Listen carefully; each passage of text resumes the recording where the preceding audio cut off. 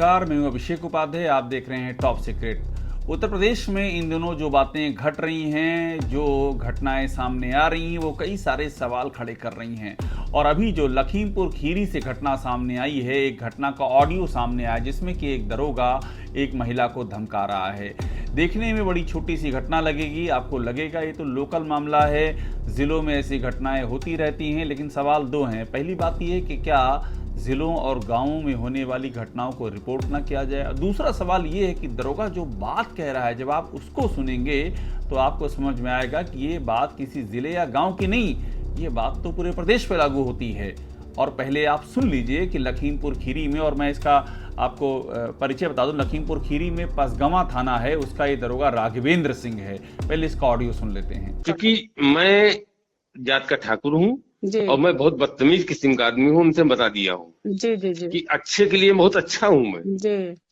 मैं ब्राह्मणों के पैर छूता हूँ, लेकिन पैर पकड़ के पटकना भी पसंद करता हूँ मैं। राइट राइट राइट राइट हैं? राइट। आपको पसंद है ये बात? बिल्कुल। हमने कह दिया है कि आप 10 बजे अगर नहीं आए तो रात 2 बजे मैं तुम्हारे घर में घुसूंगा, औरत बच्चों को बेइज्जत करूंगा और उठा के ले जाऊंगा। ठीक है, तुमको जहां जिससे कहना है कह लेना, कर लेना। अब मैं तुम्हें अपनी ताकत दिखाऊंगा। तो आपने ये जो ऑडियो सुना, जो जाति विशेष पर अभद्र टिप्पणी करता हुआ दरोगा, जो बताता हुआ कि मैं ठाकुर हूं, और एक महिला को जिस तरह से बात कर रहा है, जिस तरह से ब्राह्मणों के लिए बात कर रहा है, जिस तरह की बातें, जिस तरह की भाषा वो बोल रहा है, ये सब आपको बताता है कि यूपी की जो पूरी समाज व्यवस्था है, यूपी की जो इस समय नौकरशाही है, यूपी का जो पुलिस प्रशासन है, उसमें कौन सा रंग चढ़ चुका है। आप ये सोचिए कि आप कल्पना कर सकते हैं कि कोई दरोगा इस तरह की भाषा किसी महिला के लिए जाति के हवाले से बोल सकता है? क्या ये बोलना उचित है? क्या बोलना कानून के दायरे में है? और इस पर एक्शन क्या हुआ है? आप सोचिए, इस पर एक्शन ये हुआ, इसे लाइन हाजिर कर दिया गया है। जैसे इतना बड़ा दंड मिल गया हो, काला पानी की सजा हो गई, अंडमान निकोबार भेज दिया गया हो, लाइन हाजिर किया गया है। आप सरकारी नौकरी में होते हुए जाति का हवाला दे करके और किसी महिला को धमका रहे हो और जाति पर अभद्र टिप्पणी कर रहे हो, और सिर्फ लाइन हाजिर। कितनी ये, आप इसकी अगर तुलना कीजिए कि दूसरे मामलों में किस तरह से एक्शन होता है, किस तरह से सरकार दूसरे मामलों में एक्शन लेती है और ऐसे मामलों में क्या एक्शन होता है, तो आपको समझ में आ जाएगा। और यहीं पर सवाल वो भी खड़ा होता है जब लखीमपुर खीरी में जब वहाँ के बीजेपी विधायक योगेश वर्मा को सरेआम थप्पड़ मारा अवधेश सिंह ने, वहाँ के बार एसोसिएशन के अध्यक्ष ने सरेआम थप्पड़ मारा, कैमरे में कैद हुआ, और पूरे 6 दिन तक FIR ही नहीं हो पाई। इतनी कोशिश कर ली योगेश वर्मा ने, बीजेपी विधायक होते हुए, संगठन से लेकर के सरकार तक, दिल्ली तक बात पहुंची, इतना दबाव पड़ा और संगठन को कार्रवाई करनी पड़ी लाज और शर्म बचाने की खातिर। अवधेश सिंह और उनकी पत्नी पुष्पा सिंह को बीजेपी से निकालना पड़ा, तब जा करके FIR हुई, वो भी दबाव पड़ा। तो जो हाल अवधेश सिंह के मामले में एक्शन का हुआ, अब क्या वही हाल ये राघवेंद्र सिंह दरोगा, जो लखीमपुर खीरी में पसगवां थाना का दरोगा है, जो ठाकुर बताते हुए खुद को एक महिला को धमका रहा है, उसको सिर्फ और सिर्फ लाइन हाजिर किया गया है? क्या ये मुद्दा जो है राजनीतिक रूप से भी गर्मा चुका है? समाजवादी पार्टी के मुखिया अखिलेश यादव ने इस पर बाकायदा इसको कोट किया है और ये कहा इस पर क्या एक्शन होगा, क्या बर्खास्त करेंगे योगी आदित्यनाथ ऐसे दरोगा को? क्योंकि बर्खास्तगी तो यूपी में हुई है अधिकारियों की नौकरी से निकालने की। अभी हाल ही में मैं आपको बताऊं, अभी हाल ही में एक IPS हैं जसवीर सिंह, और जसवीर सिंह को बाकायदा सेवा से निकालने के लिए, उनकी सेवाएं खत्म करने के लिए सरकार ने एड़ी चोटी का जोर लगा दिया। उनको लंबे समय तक सस्पेंड रखा गया, और सस्पेंड रखने के बाद अब उनको सेवा से मुक्ति का भी कार्रवाई अंतिम चरण में है, और दावा तो सरकार का ये है कि उनको सेवा मुक्त कर दिया गया है। जसवीर सिंह का जो IPS हैं, और बड़ी ही ऑनेस्ट IPS हैं जसवीर सिंह, और जसवीर सिंह वो IPS हैं जिन्होंने अपराधियों के खिलाफ लगातार कार्रवाई की, माफियाओं के खिलाफ कार्रवाई की, जिनका कि एक नाम है। उन पे आरोप क्या था कि उन्होंने एक मैगजीन को इंटरव्यू दे दिया था, ऑनलाइन पोर्टल को इंटरव्यू दे दिया था, और उस इंटरव्यू में उन्होंने जो एनकाउंटर जिस तरह से हो रहे हैं उस पर सवाल खड़े किए थे, उन्होंने करप्शन के सवाल खड़े किए थे।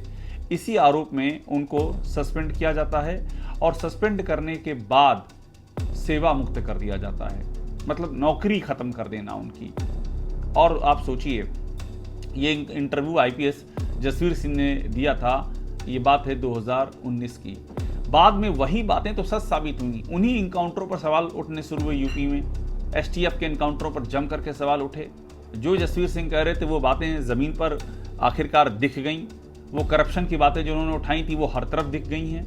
उनके लगातार सवाल उठ रहे हैं। तो आप एक आईपीएस को, क्योंकि आप उसे पसंद नहीं करते हैं, क्योंकि आपकी वो स्कीम ऑफ थिंग में मेल नहीं खाता है, क्योंकि वो आपके मुताबिक नहीं काम कर रहा है, आप उसकी नौकरी खा लेते हैं। और यहाँ पर एक दरोगा जातिवादी टिप्पणी कर रहा है और उसे सिर्फ लाइन हाजिर करते हैं। अवधेश सिंह जो बार एसोसिएशन के अध्यक्ष हैं, वो सरेआम थप्पड़ मारते हैं, उन पर 6 दिन तक एफआईआर नहीं होती है। ये 1-2 मामले नहीं है, ऐसे कितने ही मामले हैं। और इसीलिए ये सरकार पर लगातार ये आरोप लग रहे हैं कि क्या सरकार एक जाति विशेष के लिए काम कर रही है। क्या योगी सरकार का चरित्र ये हो गया है? क्या प्रधानमंत्री मोदी जो सबका साथ सबका विकास की बात करते हैं, उसको यूपी में एक जात का साथ और एक जात के विकास पे लाकर समेट दिया गया है? क्या बटेंगे तो कटेंगे का नारा किसी एक जाति विशेष को एकजुट करने के लिए लगाया गया है? अभी हाल ही में बीजेपी के ही एक नेता ने कह दिया ये तो एक समाज को एकजुट करने के लिए लगाया गया है। उन्होंने समाज का जिक्र भी कर दिया और आप समझ रहे होंगे जो मैं कह रहा हूँ। तो इन स्थितियों में सवाल गहराते हैं, और सवाल ये गहराते हैं कि ऐसी चीज़ें बार बार हो रही हैं, उन पर कोई एक्शन नहीं हो रहा है। माफियाओं की बात करते हैं तो उसमें भी जिन पर एक्शन होता है उनकी लिस्ट सामने है, और जिन पर एक्शन नहीं होता है उनकी भी लिस्ट सामने है। और आप इन दोनों की तुलना कर लेंगे तो आपको समझ में आ जाएगा कि एक्शन होना और एक्शन ना होना, उसके बीच में कौन सी जात की दीवार खड़ी है। और आरोप इसीलिए लगते हैं। ये मामला बेहद ही गंभीर है। उसने एक बार फिर से इस सरकार के ये जो इस तरह के आरोपों के घेरे में आए हुए चरित्र पर एक बार फिर से रोशनी डाली है। और ये सवाल सरकार के लिए है, ये सवाल लोकतंत्र के लिए है, ये सवाल इस देश के संविधान से जुड़ा हुआ है। बाबा साहब आम्बेडकर ने जो सबको समानता और समता का अधिकार दिया है, ये उससे जुड़ा हुआ है कि क्या संविधान की बात मानी जाएगी, क्या सभी कानून की आंख के आगे सभी बराबर होंगे, या इस तरह की ही गतिविधियां एक नहीं बल्कि बार बार होंगी। ये सवाल पहले भी उठा है, ये सवाल आगे भी उठता रहेगा। मीडिया का काम यही है कि स्वतंत्र सवालों को आगे बढ़ाना और उन्हें सरकार के सामने रखना। सरकार सोचे, विचार करे और जो सुधारात्मक कदम है उसे समय रहते उठाए। टॉप सीक्रेट को देखते रहिए, लाइक कीजिए, सब्सक्राइब कीजिए, बेल आइकन दबाइए। यहाँ आपको सारी खबरें मिलेंगी जो लीक से हटकर हैं और जो सिर्फ यहीं मिलेंगी।